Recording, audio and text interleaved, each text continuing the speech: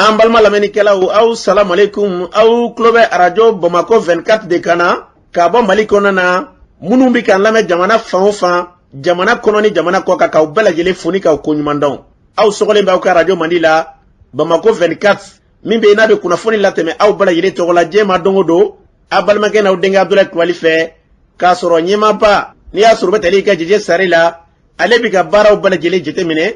k'aw foni k'aw ko ɲuman dɔn faso kɔnɔ ni faso kɔ kan. Dɔwɛrɛ taw ma k'aw sigi ni k'aw ka kunnafoni ma kɔnɔ kunnafoni ni dalilu don tiɲɛ ni ala ye siran kan kunnafoni gɛrɛgɛrɛ anw sigilen filɛ kɛnɛ kan. O de kan ka bɛn bi kunnafoni lasɔtuma bi araba ye araba min na bɛnnen bɛ natara san kalo 7 juillet kalo dɔ bi o tile 13 ye ka bɛn 2022 san ma farafinkalo min n'i y'a sɔrɔ o ye seliba kalo ye bi o tile 14 ye jate la san kalo 12 don hijira san 1443 san dɔ dugawu de b'i kɛ ala ka ɲɛ k'a d'an ma. Bakurunba fɔla bi kunnafoni filɛ ka walalan k'a fɔ surasi kulu minnu bɔra kɔnɔwari jamana kɔnɔ ka don an ka jamana kɔnɔ na n'olu minɛnen bɛ an b'a ladan k'a fɔ kumaw cayalen b'u nɔfɛ kununko Korowari mara ɲɛmaw olu ye batakɛ k'a yɛrɛ k'a fɔ ko Manu kɔni tɛ sira jugu kan kunnafoni ye ɲɛfɔli k'o la an ka jamana kɔnɔ bi min ka dɔn k'a fɔ lakanabaliya ye o bi ka wara kɛrɛnkɛrɛnnenya sɛnɛkɛyɔrɔw la wulikɛjɔw kɛra dɔgɔfɛrɛn tɛmɛnen na ka cilen kɛrɛnkɛrɛnlen dɔw bila ni kana jamanatigi kumaɲɔgɔnya ko ɲɛ dɔw bɛna sɔrɔ angɛrɛ ko la kunnafoni ye ɲɛfɔli k'o la seliba n'o tera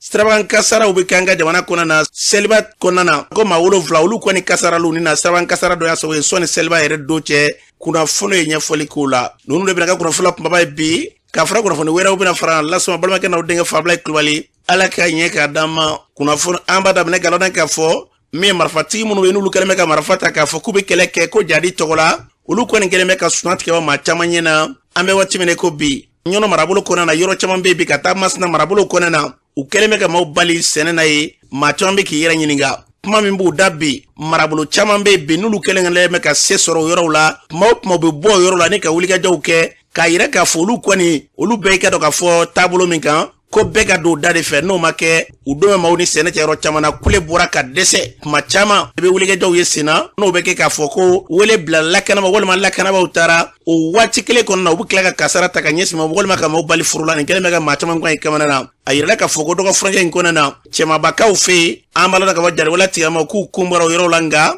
e ka dɔn maa minnu bɛ n'i y'a sɔrɔ olu ye i ka dɔn k'a fɔ yɛrɛ lakana jɛkulu ye o tun b'a fɛ ka wulikɛjɔ ta n'i ka tilena ta ka ɲɛsin olu ma k'o maa bila i ka dɔn ka sababa minɛ kɔnɔ na u munumuna Masina marabolo la a yirala k'a fɔ k'u yera yɔrɔ dɔw la nka i ka dɔn u ma se maa yɛrɛ ma s'u ma nka fɛn bɛ n'o jabajɛmɛ a yirala k'a fɔ ko nin waati laban ninnu kɔni na e ka dɔn u kɔni tilanen bɛ kungow de kɔnɔna na k'a yira k'a fɔ dugu o dugu de kɔni sɔnnen tɛ olu ka fɔta ma dugu o dugu kɔni de ma taa k'a yira k'a fɔ i bɛ jɛn n'a ye k'i bɛ bɛnɲɔgɔnya ta ni olu ye ka tila kana jaga di olu ma o dugu kɔni tɛna sɛnɛ kɛ o kɔni kɛlen bɛ gɛlɛyaba ye bi min bɛ cikɛla caman ka yɔrɔ caman na nka wele bilala ka dɛsɛ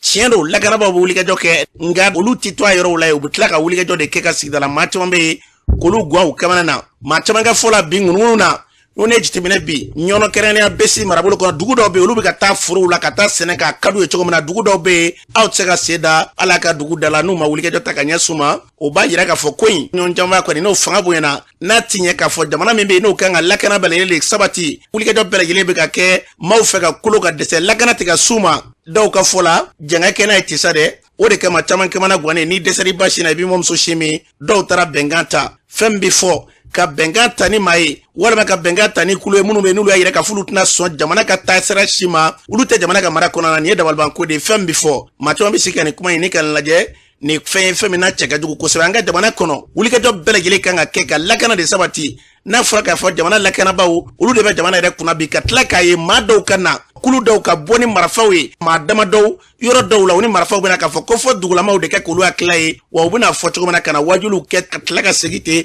ka don kungo kɔnɔna na fɛɛrɛ min man'u ja u bɛna o kɛ ka maaw bila ka wajibi burumusiw don walima ka maaw bila a bɛ taa jaga don olu ma wajibi la o kɔni kɛra so ye maa caman kamana guwanen k'u ye jamana wele olu tɛ ka ɲɛ i ko la o kɛra so ye ko dugu caman bɛ bi minnu b'a la ka bɛnkan tigɛ nɔ bila nin ye jɔrɔnako ye an bɛ dugawu kɛ an ka jamana yarabi ala hakilila fɛn fɛn min na ni kana bɔ nin hukumu kɔnɔna na an bɛ dugawu kɛ ala ka Mali bila o sira kan n'an bɔra ye ni seliw bɛ se an b'a lɔn k'a fɔ o kɔni na bolimafɛnw ka ca kosɛbɛ siraban kasaraw olu bɛ to ka kɛ nka ɲinɛ seliba kɔnɔna na n'i ye jateminɛ ka kɔn seliba ɲɛ ko siraban kasara dɔ kɛra maa 7 kɔni boɲanko bɛɛ lajɛlen ni tora o la o kɔfɛ seliba yɛrɛ hukumu kɔnɔna na min ka dɔn ka fɔ an ka sira lakanabɔ minnu bɛ n'i y'a sɔrɔ ka baara ɲɛsin bunadamadenw n'u tɛgɛla fɛnw ni gɛlɛya y'an sɔrɔ n'o ye pɔmpi ma ye ka wulikajɔ ta ni ka dɛmɛ ta ka ɲɛsin olu y'a yira k'a fɔ n'a kɔ tɛmɛna u bɛ laseli min kɛ o y'o ɲɛfɔ kunnafoni dɔ ye k'a fɔ ko min ye tɛmɛnen ye tiɲɛ la ka dɔn ka fɔ ala fo k'ala tanu seliba yɛrɛ kɔni hukumu kɔnɔna na u ye ka dɔn ka fɔ maa caman ta dɛmɛ minɛ kɔnɔna na siraban kasaraw senfɛ nka maaw bɛ sira fɛn min ye n'o ye ni toliya la i ka dɔn k'o kɔni ma kɛ seliba yɛrɛ kɔnɔna na a kumatigi ye maa min ye o ye lieutenant colonel Bukari Dawe ale b'a ɲɛfɔ an ye an k'a lamɛn. Ni seli ni ɲɛnajɛbaw sera an bɛ kɛwalew ta kɛwalew b'a to ka sara bɛ dɔgɔya cogo min na o de kosɔn a yɛrɛ bɛ a jate minɛ k'a fɔ ni seli ɲɛkɔrɔlaw sera an bɛ an ka cɛdenw bɔ k'u cari bɔlɔn kɔnɔ sira kunbɛnw na a bɛ kɛ Bamakɔ komi a bɛ kɛ an ka région baw bɛɛ la cogo min na o tɛmɛnen kɔ an bɛ cɛdenw yari dugu ni dugu cɛ n'an b'a wele ko interurbain donc an ka poste bɛ yɔrɔ o yɔrɔ donc an bɛ mɔgɔw labɔ k'u renforcer walasa kasara mana kɛ cogo cogo ala k'an kisi a ma n'a ma ɲɛ kɛli kɔ an ka se a dɛmɛ d'u ma joona donc o de bɛ kasara bali mais ɲinɛn ta in an bɛ se k'a fɔ bolofaba kan dɔɔni surtout que yanni seli don cɛ donc seli don yanni seli don cɛ kasara baara bonyana kosɛbɛ bawo ni i y'a jateminɛ Mali bɛɛ lajɛlen kɔnɔ a donni kama an ye an ka cɛdenw ye bɔko 113 de kɛ donc o 113 la mɔgɔ 199 o de joginna mɔgɔ 7 o fatula donc o kɛla yanni seli mɔgɔw ka voyage kɛ ka taa seli kɛ o kɛla o hukumu kɔnɔna na mais n'i y'a jateminɛ seli don yɛrɛ an bɛ se k'a fɔ tabarikala bawo non seulement kasara ma juguya komi seli veille t'a la mais aussi maa yɛrɛ ma fatu bawo n'i ye an ye bolakɛ mun kɛ a bɛna 96 ma donc ensuite mɔgɔ 150 de joginna donc maa yɛrɛ ma fatu seli don kɔnɔna na en tout cas anw ye baara fɛn o fɛn kɛ an kasaramatɔ fɛn o fɛn gérer an ma Bamakɔ k'a da Bamakɔ ani an ka région kɔnɔna bɛɛ lajɛlen na tabarikala mɔgɔ ma fatu a kɔnɔna na donc o de tun bɛ ne fɛ ka a ɲɛfɔ aw ɲɛna seli ani seli ɲɛbila don kan donc an ye baara mun kɛ. an b'a lɔn k'a fɔ ni tun ye lieutenant colonel Bakari Dawo a fɔra cogo min na an bɛ dugawu kɛ yarabi la kasara min bɛ yen n'an bɛ kɛ siranw ye ala k'an kisi kasaraw ma an ka jamana kɔnɔ na kunkolo kan ka to fɛn min na ni dɔ yɛrɛ ma to la bafula ko ye ala tanu ye ala ka jamana ye ni ka ba sigi n'an bɔra ye kumaw cayalen bɛ nin waati na an ka jamana kɔnɔ na k'a sɔrɔ kɛ konowarikaw ka kɛlɛkɛcɛ 49 minɛ n'an ka jamana kɔnɔ na kumaw cayalen bɛ maa caman b'i hakililaw fɔ a kɔnɔ na min ye Abdoulaye Cissé Sena Mali ɲɛma ale sente ma ale ko bi ale bɛ fɛn min fɔ Faransi wo jamana wɛrɛw ko malidenw ka bɛnda ma an ka yɛrɛ lamɛn. an bɛ maliyɛnw fɔ u ka jilaja la an bɛ maliyɛnw fɔ u ka timinanja la an bɛ maliyɛnw fɔ u ka sabari la parce que ka da kan don min a bɛ daminɛ mɔgɔ si ma miiri k'a fɔ embargo in bɛ se ka semaine kelen ka taa bila tile 10 k'a fɔ ko dɔ ma bɔ a la mais ala barika la an ye kalo 6 fo 7 k'a la n m'a fɔ gɛlɛya kun tɛ yen gɛlɛya kun bɛ yen nɔ mais maliyɛnw ye gɛlɛya in fisaya ni ko dɔw ye k'a fɔ ka yɛrɛma hɔrɔnya c'est-à-dire u y'o de ta u y'u ka yɛrɛma hɔrɔnya de ta ka sɔrɔ ka banjɔnya juru ma an y'o de fɔ kami don fɔlɔ don min an welela k'a fɔ ko embargo ko ye an ka kuma la n'a kɛlen fana k'an ka kuma ni maliyɛnw ye sugu ko kibaruyaw kan an y'o kelen de f'u ye an y'a yir'u la an ko an bɛ min f'u ye dɔrɔn o ye fɛn kelen de ye bɛɛ k'i sabari hali n'an bɛ seri de min sukɔrɔ t'a la nɔnɔ t'a la an ka kan yɛrɛ ye kiba ninnu filɛ nin ye an y'o de fɔ dɔɔni kama u ye san 20 joli kɛ embargo la u ma sa u bɛ yen nɔ ko docteur ni fɛnw bɛ bɔ olu de fɛ yen bi kana an ka docteurw former yan nɔ ou bien kana furakɛli la a m'u ka dɔnni bali a m'u ka adamadenya bali a ma foyi bali a ye hali sisan fɛn dɔw bɛ se ka ye nin bɛɛ kɔfɛ hali bi mais maliyɛnw ka kɛ kelen ye dɔrɔn ne b'o dɔrɔn de faamuya mɔgɔ wɛrɛ ka ba i la o ka bɛn cɛ ma mais i yɛrɛ ka ba i yɛrɛ la o de ye kojugu ye n'an kɛra an yɛrɛ fɛ a ka ca ala fɛ an bɛ lafiya n'an kɛra an yɛrɛ fɛ an bɛ lafiya c'est pour cela ni ne y'a mɛn ko faransi ko tan a tɛ ne tɔɔrɔ ni y'a mɛn ko Côte d'Ivoire ou bien Sénégal fɛn dɔ fɔ a tɛ ne tɔɔrɔ mais n'an maliyɛn damaw yɛrɛ ye dɔ fɔ ɲɔgɔn ma a bɛ ne tɔɔrɔ ka d'a kan o ye sokɔnɔ ko de sokɔnɔ ko a man kan ka bɔ kɛnɛma mɔgɔ bɛ se ka ban mais sokɔnɔ mɔgɔ o ka taa ɲɔgɔn buruja ou bien ka taa ɲɔgɔn fɛngɛ o de ye kojugu ye o tuma na an bɛ maliyɛnw fɔ an b'u wale ɲuman dɔn toujours an ka to n'an dusu ye an ka to n'an hakili ye a ka ca ala fɛ baaraw bɛ ɲɛ. an balɔrɔ ka fɔ ni tun ye Abdoulaye Cissé sente mado ni tu ale kan Sena Mali sugu ka faranga kulu o ɲɛma do o kɔfɛ Jamil Bitar ale M5 ma ale yɛrɛ hakila di kulu bɛ faso ka hakila kɔ an ka lamɛn. wale min kɛra n'o ye contingent ivoirien min ni an ka finitigilakaw y'o minɛ ka taa n'u ye an dalen bɛ an ka gouvernement na an dalen bɛ jamana na an dalen bɛ jamana justice la donc sɛgɛsɛgɛliw kɛra a ko la mun yera a kɔnɔ pour l'instant gouvernement ye communiqué min kɛ anw bɛ to o communiqué kɔ ka sababuya kɛ an dalen bɛ an ka jamana justice la. O tɛmɛlen kɔfɛ ninnu nana aviation fɛ, mais ce qui est sûr dɔw fana bɛ na essayer ka don frontière fɛ. Donc n bɛ min ɲini an ka jamana autorités fɛ, u ka état d'urgence décrété, u ka contrôle renforcé an ka frontière la, ka tila ka kangaridama kɛ ko mɔgɔ o mɔgɔ n'i bɛ nin wale jugu ninnu sira kan, n'i sera jamana in kɔnɔna na i ni ɲangita min ka kan sariya cadre kɔnɔna na, o bɛ ta k'a ɲɛsin ma ni ala ka jɛ ye. Donc vraiment ka ɲini autorités fɛ hali bi ala ka jamana in ala k'a kisi k'a bɔ an juguw bolo kan. An malɔrɔn k'a fɔ ni tun ye Jamil Bitar M5 o kɔfɛ kulu min bɛ yen n'i y'a sɔrɔ olu ye fara ɲɔgɔn kan kule n'olu bɛ wele ko cadre o ma dɔ n'i y'a sɔrɔ o ye Zainabu ye ale ko in ka ɲini ji ɲama jɔlen na an ka lamɛn. Communiqué min kɛra an ka ministre fɛ n'o ye ministre de l'administration territoriale o ye porte-parole du gouvernement ye colonel Abdoulaye Maïga a ko dugu bɛ nin sɔrɔdasiw ninnu minɛ comme mercenaires ko parce que passeport mun kun b'u bolo identification minnu kun bɛ passeport ninnu sanfɛ o ye k'a yira sɔrɔdasi fonction kun t'a kan, dɔw kun ye maçon ye, dɔw ye ingénieur ye, a fɔra ko dɔw yɛrɛ ye feerelikɛla ye. Donc an y'o kuma jateminɛ k'a lajɛ personnellement ne ka avis ye k'a fɔ ko malentendus de bɛ nin ko in kɔnɔna na parce que an bɔra k'a ye Côte d'Ivoire fana gouvernement bɔra ka communiqué kɛ k'a fɔ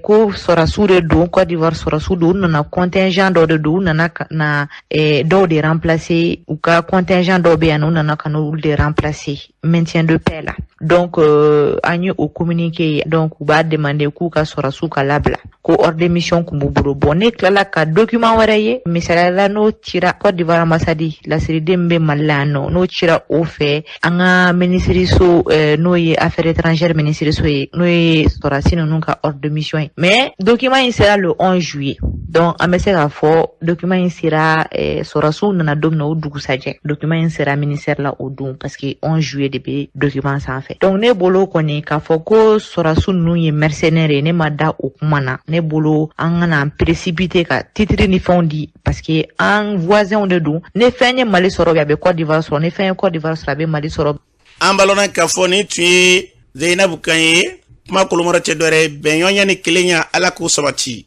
N'an bɔra yen hukumu kelen ninnu kɔnɔna na kunungo kɔnɔwarikaw ye bataki kɛ k'a yira k'a fɔ ko an ka jamana ko wulikajɔ min kɛra ka ɲɛsin olu ka finitigilaka ninnu ma k'u ka finitigilaka ninnu bɛ sira jɛlen fɛ k'u mana i ka dɔn k'a fɔ nɔgɔ si kɔnɔna na k'u nani k'i ka dɔn k'a fɔ k'a sira k'a jɛlen bɛ. Kuma kolomɔrɔ cɛ dɔ yɛrɛ ala ka bɛnɲɔgɔnya ni k'o sabati a ko kɔnɔna na. N'an bɔra yen an ka jamana kɔnɔna na bi an bɛ don min ko bi kuma caman bɛ yen bɛɛ lajɛlen bɛ k'a fɔ kalataw labɛnw ka kɛ jamana kɔnɔna na, jamana yɛrɛ a ka taa siratigɛ jɛlen kelen kan kalata b'o la, jamana baara kɛcogo dɔw n'i y'a sɔrɔ yɛlɛma kan ka don olu la. Musa Mara b'o ɲɛfɔ an ye yɛlɛma jumɛn de kan ka don a la an ka lamɛn. Yɛlɛma dɔw kan ka na an ka kow kɛcogo la. A fɔlɔ ye min ye o ye kalata lisi n'a bɛ fɔ a ma ko liste électorale. An y'a ye maa caman de bɛ minnu tɔgɔ sɛbɛnnen tɛ o lisi kan alors que u ni vote ka kan u kan ka se ka kalata kɛ. U y'a si sɔrɔ an ka jija maliyɛn si kana kɛ diɲɛ yɔrɔ si n'a ni vote ka kan sariya ka a to yamaruya ka d'a ma a ka vote. O yɛlɛmalen kɔfɛ an b'a dɔn tuma minnu na maaw bɛ jamana ɲɛmaaya ɲini u bɛ musaka dɔ bɔ k'o bila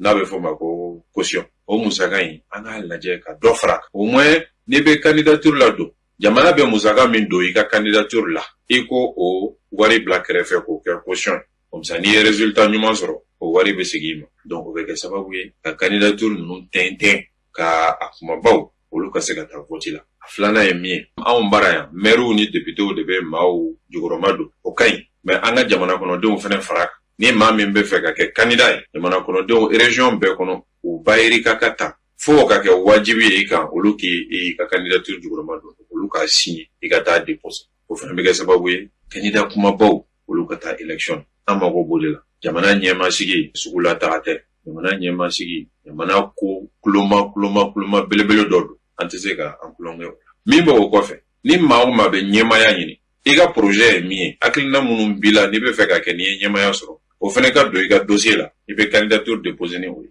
pour que bɛɛ k'a dɔn ɲɛ bɛ ɲɛmaya ɲini ni daluwa ye ni taara bɛ nin baara de kɛ maaw ka se ka tugu i nɔfɛ ka sɛgɛsɛgɛ. Donc maa kana ta tuguni ko projet t'i bolo. Projet yɛrɛ ka kɛ wajibi ye a ka don i ka dossier la ka déposer administration. Vote yɛrɛ fɛɛrɛ dɔw kan ka tigɛ min bɛ vote kɛ vote lakika ye. Fɔlɔfɔlɔ bɛ min ni maa nana k'a bɛ vote machine ka sigi min b'a yira karisa de ye karisa ye siga kana don la maa kana se ka vote maa place la. vote be kɛ sira minnu fɛ machine ka don la vote jaabi bɛ sɔrɔ cogoya min na machine ka don la jaabi bɛ ci cogoya min na o ka kɛ teliya machine sababu la ni machine bɛɛ bɛ bi an ka lajɛ k'olu don an ka système na min b'an ka vote jɛya ka tɛmɛ bi kan an mago b'o la o ka kɛ bayɛlɛmali an k'o don an ka sariya kɔnɔna la min b'o kɔfɛ kulu dɔ ka sigi kulu min tɛ administration ye o ka sigi min bɛ an ka vote ko ninnu ɲɛnabɔ k'a organiser i b'a dɔn jamana kɔnɔden bɛɛ sigilen n'o ye mais an k'o kɛ joona k'o bila sen kan o fana bɛ kow lajɛya o kɔfɛ jamana ɲɛmaa sigi n'o ye président sigi ye komi turu fila don turu fɔlɔ mana tɛmɛ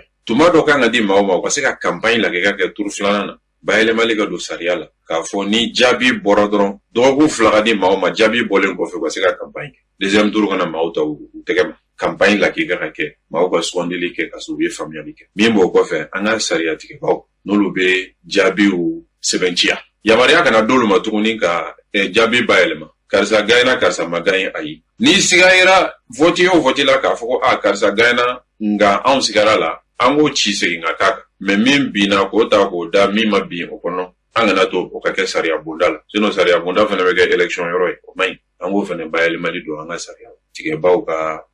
gafew la a laban o ye député sigi ye député sigi ka yɛlɛma député kana ta dɔrɔn mɔgɔ 4 mɔgɔ 5 mɔgɔ 3 yɔrɔ kelen na yɔrɔ bɛɛ n'a ka député ka sɔrɔ jamana ka tila yɔrɔ bɛɛ bɛ député kelen sugandi donc o la bɛɛ b'i ka député dɔn après yamaruya ka di partiw bɛ se ka liste dilan Mali bɛɛ kɔnɔ vote ka kɛ o listew fana ni ɲɔgɔn cɛ député dɔw ka ta o camancɛ la u bɛ ɲɔgɔn dafa a b'a to an bɛ assemblée sɔrɔ jamana kɔnɔdenw b'u yɛrɛ ye assemblée min na kosɛbɛ député si tɛ taa k'a dogolen bɛ dɔ kɔfɛ o tɛ yala olu ye hakilinaw ye hakilina min b'an dɛmɛ k'an ka démocratie a n'an ka ɲɛmaaw sugandili cogo k'a kɛrɛnkɛrɛnnenya la k'a kɛ jɛlenya kɔnɔ an bɛɛ bɛ nafa sɔrɔ min na. an balɔrɔ k'a fɔ ni tun ye Musa Marakan ye an bɛ dugawu kɛ fɛn min bɛ yen n'i y'a sɔrɔ n'o da ka d'an ka jamana n'a baara natɔ kɔnɔ na ala ka Mali bila o sira kan n'an bɔra ye Sima embargo wulilen kɔfɛ Sima kɔni 28 a tun b'o la nka ko a nana 23 la an balɔrɔ k'a fɔ dɔgɔfurancɛ kelen yɛrɛ min damana embargo wulila dama o min kɛra Sima feereba dɔw ka se Sima sana dɔw ma dɔw b'u hakili di an ka dɔw lamɛn.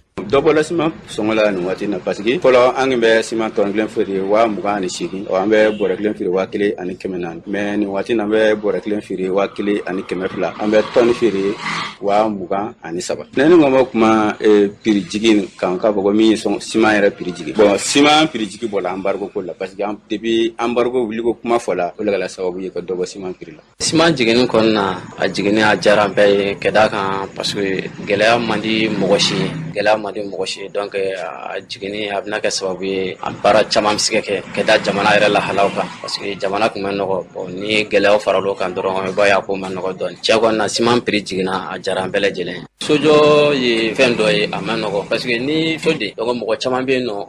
o b'a kɛ avant ka kɛ yɛlɛn ka se niveau dɔ la dɔrɔn u b'a kɛ sanni kɛ donc k'a ka baara kɛ dan o niveau la donc mais ni a jiginna sisan komi siman baara yɛrɛ sojɔ ye fɛn dɔ ye ni a baara jɔ la démarrage bɛ nɔgɔ dɔɔni. an balɔrɔ k'a fɔ ni tun ye siman feerelaw ka taa se siman baarakɛla dɔw siman sanu ni tun y'olu kan ye a fɔra cogo min na ala k'a bila nɔgɔya la an ka jamana kɔnɔ na an mago b'a la nɔgɔya min ala k'o sabati n'an bɔra ye min ka dɔn k'a fɔ programme dɔ n'a bɛ wele ko PSAGR k'a dɔn k'a fɔ o ye programme kɛrɛnkɛrɛnlen ye min bɛ n'i y'a sɔrɔ o bɛ Mali ale ni Laginɛ jamana ni ɲɔgɔn cɛ ba nɔfɛ o baara min bɛ sen na u ka ɲinifɛn ye mun ye fɛɛrɛ jumɛn de kan ka tugu fɛ a ko ɲɛma n'i y'a sɔrɔ o ye Seku Gindo ye ale b'a ɲɛfɔ an ka lamɛn. an bɛ kɛnɛ min kan an bɛ hɛrɛ kɛnɛ de kan programme dɔ bɛ Mali ni Laginɛ cɛ n'a b'a fɔ a ma ko PSAGR programme conjoint d'appui à l'agir donc programme min ka baara ɲɛsinnen bɛ ka joliba baji lakana k'a la tɔbɔtɔ pour que a ka se ka mɛn ka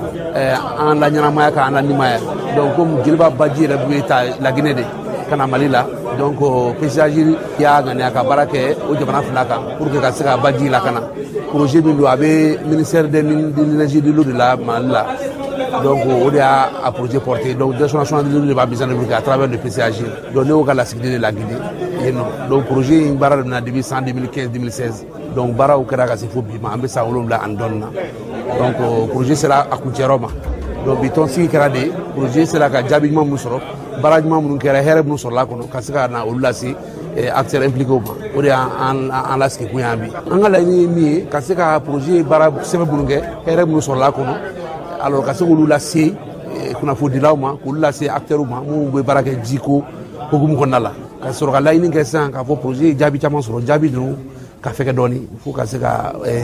fɛrɛ kɛ ka se ka phase dɔ wɛrɛ labɛn min bɛ se ka kɛ sababu ye ka se ka jaabi ninnu jukɔrɔma don pour que jaabi ninnu kana na bi jaabi ninnu kana na tiɲɛ donc o de y'an ka laɲiniba yɛrɛ ye bi san 5 kɔnɔ an ye nimisiwasa sɔrɔ baara la baara caman kɛra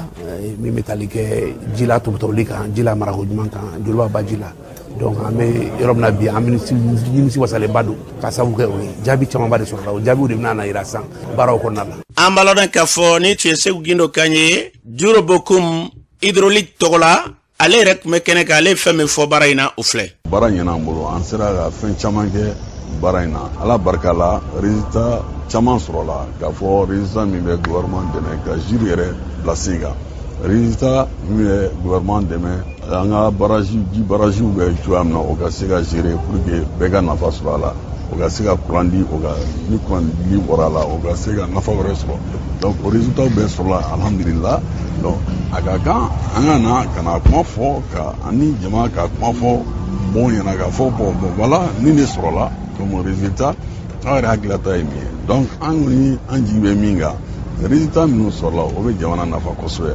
et donc mais o résultat kan ka renforcer de o kan ka consolider o kan ka capitaliser o bɛ kɛ cogoya min na f'an ka taa deuxième phase la bon évaluation min kɛra fɛnɛ an ka pesagiri ye évaluation y'a jira k'a fɔ baara ɲɛna mais baara ɲɛna mais baara kan ka continuer donc o la gouvernement yɛrɛ ye volonté sugu dɔ di k'a fɔ bon ni ala sɔnna ma inchallah an kɔni an bɛ programme in dɛmɛ tuguni an bɛna moyen di programme ma pour que baara ka se ka continuer pour que jamana ka se ka nafa sɔrɔ parce que an ka objectif ye min ye changement climatique ko min kɛra jiko dɛsɛ bɛ yɔrɔ dɔ la mais pour que bɛɛ ka se ka ji sɔrɔ ji kana tiɲɛni kɛ ji ka se ka adamadenw nafa ji ka se ka Mali jamana yɛrɛ développer donc o se b'an ye ni ala sɔnna inchallah an b'o baara kɛ pour que ko waleya yanni 2030 cɛ. an b'a lɔn k'a fɔ ni tun ye Juro Bokum ye a fɔra cogo min na ala k'a bila sababa minɛ kɔnɔ n'an bɔra ye min ye lolonikaw fɛ yen an b'a lɔn k'a fɔ sanu baarakɛyɔrɔ min bɛ kɛrɛnkɛrɛnnenya na olu y'a yira k'a fɔ tiɲɛ de la ka kan ka sanga mariko ye gɛlɛya dɔw kun bɛ nka baaraw kɔni tiɲɛ de la ka u n'a ta bɛ u sera k'u jija ni ka baaraw k'olu bila ka taa ɲɛfɛ a kumatigi maa min ye n'i y'a sɔrɔ y'a ko ɲɛma ye Abass Kulibali ale b'a ɲɛfɔ ye an ka lamɛn. an ye résultats de lajɛ vraiment mun ye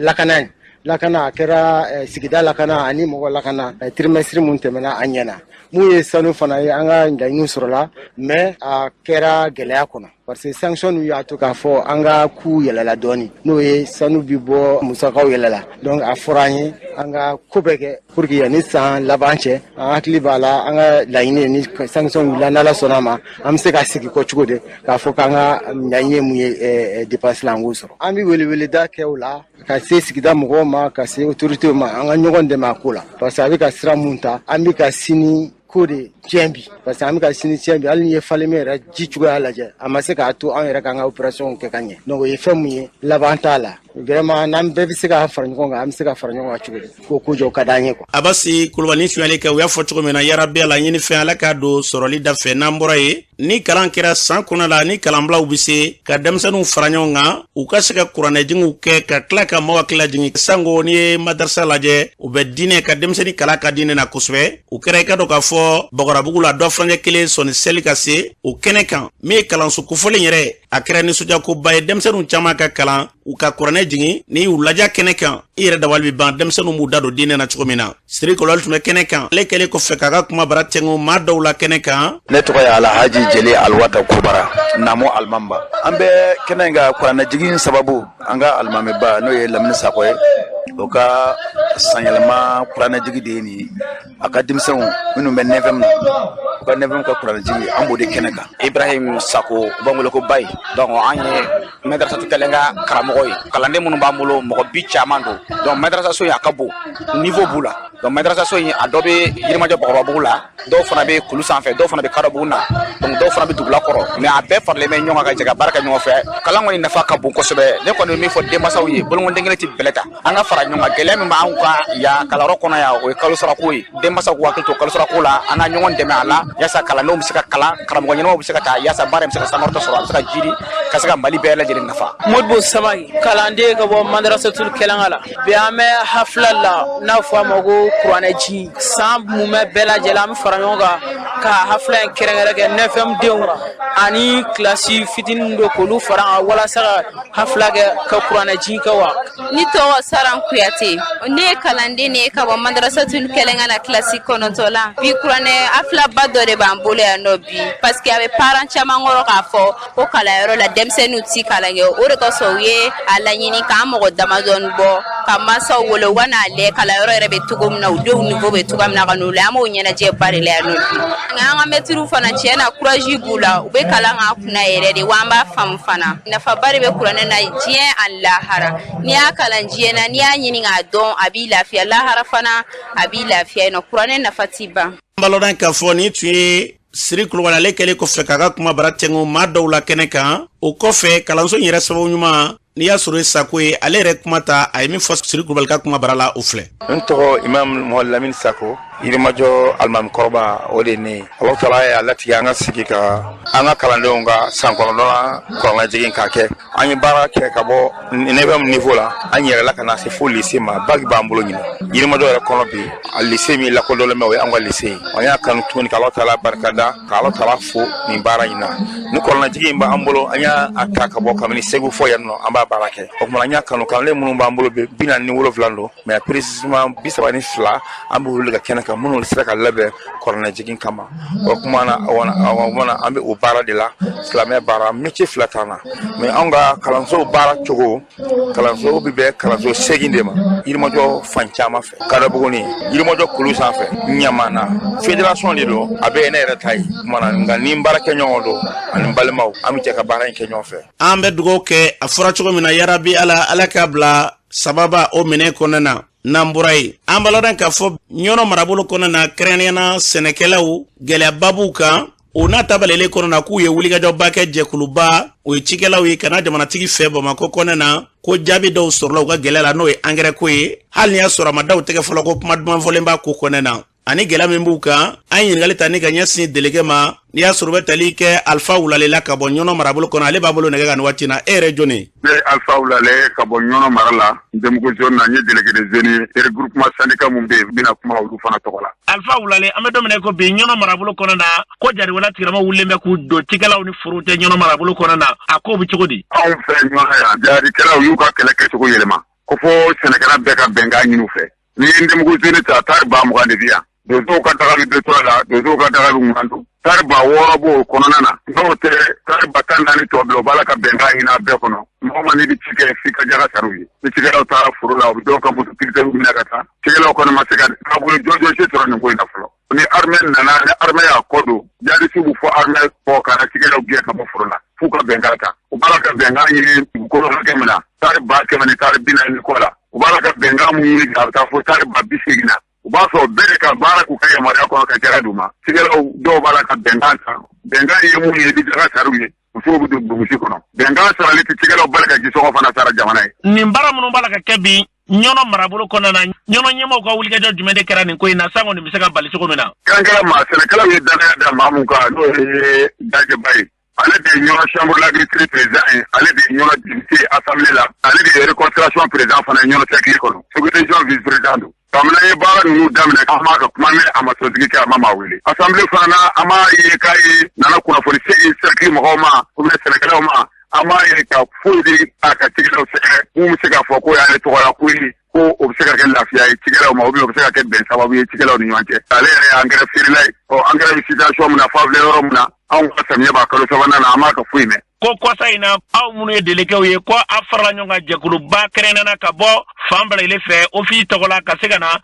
damakasi kɛ engrais ko la k'o kɛra sababu ye k'a fɔra ko ɲɛ dɔw bɛ ɲini ka na sɔrɔ engrais ko la o ye ɲɛ jumɛn ye dimanche tɛmɛnen Segu région malosɛnɛlaw ka président n'o ye Bakari Kojo ye a y'a ɲini ka mɔgɔw fara ɲɔgɔn kan ka sanga engrais ko ma cikɛlaw hakili wulilen don bɛɛ kama ye danbɛ a ye pharmacie président wele ka syndicat ka regroupement groupement vice président wele a ye office délégué général wele a ye chambre délégué dɔ di Sala Marala a y'o fana wele ka fara ne yɛrɛ Wulale kan k'an ka wuli an ka engrais ko ɲɛɲini an sera engrais feerela mun bɛ yen n'a o ye Barama Dugure ye Segu an sera ale ma k'a ɲininka engrais ko lahalaya la a y'a yira na embargo kɛra k'ale ka Segu moto kɔfɛla la a ka ca tɔli 20 ye donc an ta kɔni bɛ ale bolo bi an bɛ yɔrɔ min na a ko 2020 ale ye position minɛ yɔrɔw bɛɛ lajɛlen jara ka fo kana minɛ nka ale de y'a minɛ f'an bɛ yɔrɔ min na a m'a ka wari sɔrɔ ale ka wari mun tora gouvernement fɛ bɛrɛ ta jɛ 6 milliards la an b'a ka wari sɔrɔ donc n'ale girinna k'a minɛ nin cogo fana ɲina a kana kɛ kɔlɔlɔ y'a ma o tuma na an yɛrɛ ye délégation wuli an taara Bamakɔ an sera Mamu ma o ye n'an ko daminɛ k'a yira la n'a m'an dɛmɛ an mago jɔra sira kan an ye bataki sɛbɛn k'o ci président Hasimi ma an ka bataki a sera président ma o dugusɛjɛ ɲɔgɔnyew kɛra président yɛrɛ wulila k'i jɔ o ye président sigi mais ka dɔ bɔ an ka sɔngɔ na o se t'ale anw ka laɲini kɔni jɛra n'o ye an ka boli dara bi taari kelen o taari kelen bɔrɛ 2 bɛnkɛmɛ jɛma de ka fɔlɔ sabu ko finman mun bɛ yen o fanga ka dɔgɔ nin nkalon in bɛna kɛ an ka jɛma position dilanni la a bɛ n'a fɔ an b'a jigi da bɔrɛ 3 kan ka bɔrɛ 2 de bɛna sɔrɔ fɔlɔ arabiyetigiw bɛna dɔ sɔrɔ. maa bɛ se k'a fɔ ko nin ko min filɛ nin ye dɔw ka malo turula ka ban dɔw taw gɛlɛyalen don ka turu yalima nin baara in bɛna segin dɔrɔn teliyala ka bɛn ni maaw ye wa. o ni julaw bɛɛ la julaw dɔw y'a yɛrɛ bɔ position min na komi jula ninnu bɛɛ lajɛlen ka lawudi tɛ lawudi ye u ni gouvernement ni ɲɔgɔn cɛ n'u ye lawudi minɛ gouvernement fɛ n'u nana position minɛ yɔrɔ la u banna cikɛlaw bolo o dun b'a sɔrɔ cikɛlaw ka hakɛ ye mun ye gouvernement y'o di subvention bɛ daminɛ don min na a tɛ se k'a daminɛ ni miliyari 8 ka na miliyari 10 di e bɛ taa miliyari 15 di sisan a tɛ na miliyari 17 de di mais ka sanga engrais gɛlɛya ma o de y'a to engrais ma se ka labɔli kɛ yan'u ka taa malo san kɔkan ka na u ka engrais di anw ma anw ka ci kɛ ka jamana labɔ engrais bɛ da mun na bi 7,500 n'i y'a ban ni tɔnɔ fara kan a bɛ taa bɛn 1000 de ma pour que cikɛlaw ka se ka malokisɛ bɔrɛ 1 feere fo k'a feere 1000 n'o tɛ an tɛna bɔ yɔrɔ sɔrɔ mais ni jamanakuntigi ye dɛmɛ las'a ma malo bɛ jigin ka na ni malo jiginna ka na bɛɛ bɛ lafiya an yɛrɛ bɛ dɔ sɔrɔ jamana yɛrɛ bɛ dɔ sɔrɔ. an balodan k'a fɔ nin tun ye Alpha Wulalekan ye an bɛ dugawu kɛ fɛn minnu bɛ sen na n'i y'a sɔrɔ ni tɛgɛrɛ kan ka fo la n'o ye engrais ko kuma ye ala k'a bila sababa minɛ kɔnɔ joona n'o tɛ engrais bɔrɛ 1 a n'a bange juru ko 1000 de don o ye dabalibanko ye o tɛ sɔrɔ cikɛla fɛ foyi la k'a bɛ tila k'o don sɛnɛ da fɛ o ye dabalibanko ye o yɛrɛ kɔfɛ ko jaliwala tigilamɔgɔw y'a yira k'a fɔ hectare 100 ni kɔ la 80 ni kɔ bɛɛ lajɛlen ni min ma tɛ olu ka yamaruya kɔnɔ na e tɛna sɛnɛ kɛ nin ye dabalibanko ye dɛ k'a sɔrɔ an ka jamana marabaaw kɛrɛnkɛrɛnnen olu de ye jamana lakanabaaw ye nin ye dabalibanko ye u ka fɛɛrɛ bɛɛ kɛ k'a fɔ ko maaw ye bɛnkan ta ni jaliwala tigilamɔgɔw dɛsɛlen an de jigin sigidalamaw la an bɛ jigin maa minnu bɛ n'a sɔrɔ u ye jamana ɲɛmaaw ye a bɛ bila jiginna minɛ kɔnɔ ka ɲɛ sugu ka fɛɛrɛ bɛɛ kɛ nin baara ninnu sigidalamaw kana sɔn ka foyi jira k'a fɔ k'u bɛ taa jaliwala tigilamɔgɔw ka hakila fɛ u k'o hakila in ka se k'o de ko ka bɔ yen an bɛ dugawu kɛ ala k'an ka jamana segin a minɛ kɔnɔna na n'an bɔra ye kuma minnu bɛ fɔ maa minnu bɛ wele ko jadiwala tigilamaw k'a man ka fɔ n'u ma jadiwala tigilamaw diinɛ ye mun de fɔ ka maa wajibiya ka don diinɛ na min ye usazo karamɔgɔ Abubakar Jakite an ye ɲininkali k'ale la o ko la a ye kuma min fɔ o filɛ. n tɔgɔ ye Abubakar Jakite ka bɔ Yirimajɔ Bakɔrɔbabugu la ne ka baara ye kuranɛ kalan ye ani moriya. Silamɛya ye mun fɔ ka marifa ta ka mɔgɔw wajibi don diinɛ na silamɛya ye mun fɔ la. Silamɛya yira k'a fɔ k'o ye kafiriya de parce que tuma min na ala kira ka kɛlɛ kɔfɛ n'o ye Uhudi kɛlɛ ni Warisa Seibana kɛlɛ ninnu ye o kɛlɛw kun dabɔra de k'a yira kafiriw la k'a fɔ a ye bɔ jubato la a ye don diinɛ na o waati ala yɛrɛ kun y'a wajibiya u k'u kɛlɛ f'u ka don diinɛ na ne min tubira ka leyidu ta nbamuru kɔrɔtalen k'a fɔ i bɛna faga kira ye k'olu to yen a kun fɔ de ma ko jadi kɛlɛ mais an filɛ wagati min na sisan an b'a fɔ rébellion bandiw minnu bɛ ka kuma ne silamɛya tɔgɔ ye ka don ne marifa ye mɔgɔw kan ka taa dugu attaquer k'olu faga walima ka taa jagoya wajulu k'u kun k'a b'u waju o tɛ silamɛya ye o tɛ kuranɛ fansi fɛ o tɛ hadisa fansi fɛ maa si tɛ sɔn ka taa silamɛ kelen fa k'e bɛ k'o tubi ko k'o don silamɛya la e taara sɔrɔ misiri bɛ dugu kɔnɔ misiri bɛ jɔ kafiriw ka dugu la mɔgɔ bɛ se ka seli k'a sɔrɔ i jogo bɛɛ tilennen tɛ ne maa o maa y'a te turu ka suyuru bi ala ye hadisa ko de kɛra ka hadisa ko i kana fɔ a tigi ma ko kafiri alimumu bɛɛ bɛ ka faga bi maa bɛ se ka taa diinɛ ko fɔ olu ye jadikɛlɛ bɛ kɛ kafiriya dugu de la fɔlɔ o tile banna ka taa sira da mɔgɔw ɲɛ ka mɔgɔw bɔ u nin na walima ka taa ni marifaw ye k'u fara ɲɔgɔn k'a b'u waju kafiriya dɔ bi kafiriya dɔ sini ala ko tɛ diinɛ ko tɛ ani minnu bɛ taa mɔgɔw ka sumaw ɲini mɔgɔ maa ye adamaden tɔɲɔ a balo fɛn na a fɔ tigi ma ko kafiri i y'a balo de tigɛ a la a dun fɔra ko silamɛw ka ɲɔgɔn dɛmɛ e kana se ka fɛn d'a ma mais n'a ye min sena a yɛrɛ ye a to yen a ka balo o la o de y'a halala ye n'i y'a ye i bɛ taa karisa ka ɲɔ jeni bon a bɛ ne b'a fɔ k'a fɔ est-ce que silamɛw don wa silamɛ t'o kɛ o an b'a fɔ ko nin ye kafiriya fin yɛrɛ de ye o ni silamɛ yɛrɛ tɛ fan kelen fɛ. Tuma caman maa minnu b'a baara ninnu kɛ n'i y'u jateminɛ a baarakɛbaa ninnu u bɛ dalu dɔw bɔ kuranɛ kɔnɔ k'o y'olu ka dalu ye a dɔnbaliya de don wa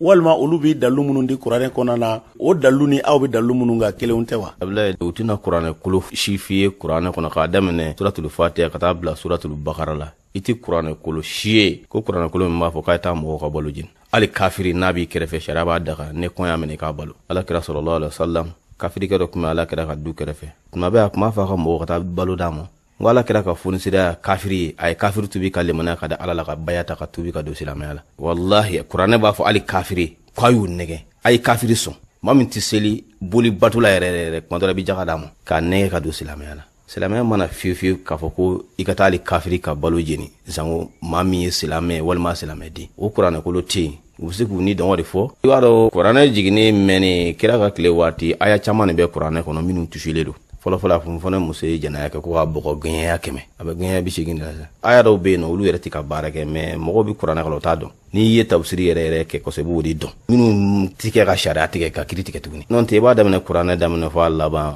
aya foyi tɛ yen min b'a yira k'a fɔ a ye taa mɔgɔw ka balo jeni ko kafiriw don ko aya tɛ kuranɛ kɔnɔ i bɛ ninnu de wele ko kafiriw a mɔgɔ tɔɲɔna yɛrɛ bɛɛ ye kafiri de hali kafiri n'i y'a bala dahirimɛ i bɛ taa janɛmɛ kɔnɔ i ma ala ko ten a ko bisimilahi rahmani rahim kafiri ni silamɛ min ko ala bɛ min ko ala tɛ bɛɛ bɛ ka balo arahamani hinɛ de la zango e ye maa min ye mɔgɔ dɔ bali a da balo la kuranɛ t'a daminɛ fɔ a laban a tɛ k'a fɔ maa tɔɲɔna ko ye silamɛ a bɛɛ ye kafiri bila u bɛ bunadamaden dɔw ɲɛnama minɛ k'u da ka tila ka kuranɛ yɔrɔ dɔw kalan k'u kantigɛ ko bagan bɛ kantigɛ cogo min na ka tila ka kule ni ala tɔgɔ ye bon a fɔ ma ko munafigiya dɛ mɔgɔ dɔw bɛ yen i b'a sɔrɔ a bɛ silamɛw fɛ mɛ silamɛ tɛ kira ka waati a fɔli ma ko silamɛ nafigiw olu tun bɛ yen fɔlɔ dɔw yɛrɛ bɛ yen u don silamɛya la ka se ka fɛrɛ silamɛw ma ka dɔw faga yɛrɛ n'a fɔ Seyidina Ali ninnu fagara cogo min u bɛ mɔgɔ minnu minɛ ta ka kuranɛ a y'a kala u ka muge bɔnna de don ala la n'o tɛ silamɛya tɛ dɛ k'a yira mɔgɔw la k'a fɔ an ye karisa minɛ i n'a fɔ n'i bɛn'i ka baga kan i kan ka bisimilayi fɔ cogo min olu de bɛ aya dɔ de fɔ dɔrɔn anw minnu b'u ye n'an ye silamɛya tɔ ka fitinɛ n'o tɛ silamɛya tɛ dɛ tuma dɔ la i b'u mankan mɛn k'a fɔ ko kafiri de don a y'a kantigɛ u b'olu fɔ arabukan de la a dɔw tɛ kuranɛ kolo ye o arabukan ni kuranɛ kolo fana tɛ kelen n'u y'o fɔ dɔrɔn u bɛ sin k'a kantigɛ de b'o yɔrɔ la i b'a dɔn k'a fɔ ala ko tɛ kira ko tɛ ni kɔni dabɔra dɔrɔn kafiriya yɛrɛ i b'a dɔn kafiriya ye qualité 2 de ye Abdulaye fɔlɔ kafiriw tun ye laadiri ye dɛ olu de tun tɛ sɔn k'a fɔ k'u b'u te turu k'u bɛ ala bato min tun b'olu bolo u dame min na dɔrɔn o y'u ka lata ni usata ni manata ye o de kosɔn ala kira bɛnna n'o tile sallallahu alaihi wasallam o tile waati kafiriya kun ka fisa ni sisan ta ye o de la yanni kira ka saya cɛ ala y'a fɔ kira ye a ko kira a ko diɲɛ laban silamɛya diinɛ kɛlɛ bɛna juguya ka tɛmɛ a daminɛ kɛlɛ kan parce que o waati u bɛna sɔrɔ kɛlɛkɛminɛn cɛyara aw bɛ nbamuru kɛ ka mɔgɔw gɛn ka mɔgɔw fara ɲɔgɔn kan k'u koro ka don diinɛ na mɛ k'o waati minnu yɛrɛ k'u ye silamɛ olu de bɛna joli bɔ mɔgɔ dɔw bɛ baara kɛ ni silamɛya tɔgɔ de ye k'a sɔrɔ silamɛw tɛ quoi an filɛ o tile de la bi ni silamɛw tɛ fankelen fɛ walahi ko mɔgɔw m'a faamu ko in daminɛ bɛɛ tun y'a miiri de k'a fɔ wagabiyaw don mɔgɔw nana faamu sisan k'a fɔ wagabiyaw sen tɛ nin na ninnu tɛ wagabiya ye ni yɛrɛ kɔni ye nafolo nɔfɛ dɔrɔn ka baara kɛ ni silamɛw tɔgɔ ye ka mɔgɔw bɔ nin na i n'a fɔ bandiw ka système dɔrɔn o dɔrɔn ye nafolo nɔfɛ cogo di dɔ bɛ se ka sara k'a fɔ 200 la ne ni dɔ delila ka baro k'a ye olu yɛrɛ ka denmisɛnnin caman bɛ min taara baara in na u bɛna de k'a fɔ ko kalo kɔnɔ i bɛ sara 200 bon n'i sera ka taa bi dɔ kan k'a faga i bɛ nafolo min sɔrɔ a tigi bolo fana i t'a dɔn e bɛ tila ka sara kalo la 200 i taara min faga k'a ka nafolo minɛ o nafolo fana y'i ta ye o nafolo ko de don diinɛ kɛlɛ tɛ quoi ani jari tɛ fankelen fɛ fi wallahi an b'a lɔn k'a fɔ ni tun ye karamɔgɔ Abubakar Jakite ni tun ye ale kan ye a fɔra cogo min na an bɛ dugawu kɛ ala ka hakili ɲuman d'an bɛɛ lajɛlen ma jamana in k'a bila basigi ni faamuya o minɛn kɔnɔ n'o tɛ ka marifa ta k'e bɛ ala ka kɛlɛ kɛ ala min bɛ yen ni sɛbɛn b'ale ye ale de ko kafiri ni silama an bɛɛ lajɛlen bala ka nɛɛma na dɔ ka na dafɛ dɔ k'a bɛna dafɛ dɔ situnu k'o t'ale hakilila la walima o tɛ ka taa ale ta sira fɛ nin ye fili juguba de ye ala ka hakili ɲuman d'an bɛɛ lajɛlen ma n'an bɔra yen an bɛ taa jamana kɔkan na Mohamed Samakɛ mun b'e bolo an karamɔgɔ fɔ tuguni an bɛ taa Rusi la an b'a dɔn k'a fɔ min ye Rusi jamanakuntigi ye Vladimir Putin na ale bɔra ka laseli kɛ dɔ farasi tɛmɛna k'a yira k'a fɔ ko kɔrɔfɔ caman kɔni bɛ ka fɔ bi ale ka jamana bɛ wulikajɔ min na ka ɲɛsin Ukraine ma ko ale kɔni tulo b'a bɛɛ lajɛlen la a y'a yira k'a fɔ ko min ale ka jamana ye ko halisa ko sɛbɛkoma yɛrɛ k'o ma daminɛ fɔlɔ ko ka ɲɛsin Ukraine ma fɔlɔ n'an bɔra an bɛ taa Sirikaw fɛ yen Siri jamana kɔni an bɛ don min na ko bi ko kɔni basigira n'o ye balaw basigi kɔnɔna kosɛbɛ ko nka an bɛ mugujugu minnu wele ko min n'ale bɛ don dugu jukɔrɔ la ko o bilama kɔni ko o kɔni bɛ ka cɛnni sɛbɛkɔrɔ kɛ ka ɲɛsin Siri ale jamana kɔni kɔnɔna ma n'an bɔra yen an bɛ taa États-Unis an b'a dɔn k'a fɔ Joe Biden k'ale bɛ wulikajɔ la bi arabadon yɛrɛ la ni ka tile fila taama ta ka ɲɛsin Israel jamana Palestine jamana ni ka na kuncɛ Arabie Saoudite kunnafoni ka fɔ la ko nin taama kun tɛ dɔwɛrɛ ye jɛɲɔgɔnya min bɛ États-Unis jamana ale ni jamana ni ɲɔgɔn cɛ ni ka se ka a kɔlɔsi n'an bɔra yen an bɛna Irankaw fɛ an b'a dɔn k'a fɔ voile n'ale n'an b'a wele ko hijab ni musolakaw b'a dɔn ko dɔ bɛ ka fara aw kɔni gɛlɛya kan Iran ale jamana ɲɛmaaw fɛ u yɛrɛ la k'a fɔ ko min ye u ka cakɛyɔrɔ n'o ye foroba cakɛyɔrɔ n'o ye administration ye fo ka taa se banque kɔnɔna ma ko wajibi ko a kɔni bɛna don musolakaw bɛɛ lajɛlen fɛ o kumakan min fɔra a yirala k'a fɔ musolakaw kɔni wulikajɔ kan ni ka nisɔngoya taamaba kɔni kɛ k'a yira k'a fɔ ko u ma jɛn ni o hakilila ninnu ye n'an bɔra an b'a dɔn k'a fɔ diɲɛ tɔnba min n'an b'a wele ko Nations Unies olu bɔra ka jateden dɔw kɛ ka ɲɛsin buna adamadenw ma dugukolo sanfɛla la a yirala k'a fɔ ko yanni san 2023 cɛ ko adamaden hakɛ kɔni k'a bɛna se maa miliyar 8 ɲɔgɔnna bɔɲɔgɔnw ma kunnafoni ko fɔla ko yalima o tɛ jɔrɔla ko ye bi an bɛ don min na ko bi wa an karamɔgɔ an ye kunnafoni min sɔrɔ jamana ko kan o la kuma b'a da tun ye nin ye. An bɛ dugawu kɛ ni ala ye fɛn min kɛ a kɛbaya kɛ jalakibali ale bana fɛn min bila sen kan dɔrɔn o de ni kɛli ka kan an bɛ dugawu kɛ an yɛrɛ ka jamana walima diɲɛ jamana bɛɛ basigi lafiya kolosuma ala k'o sabati an ka jamana kun tɛ tan ala k'a bɔ tan ala k'an ka jamana kolosuma.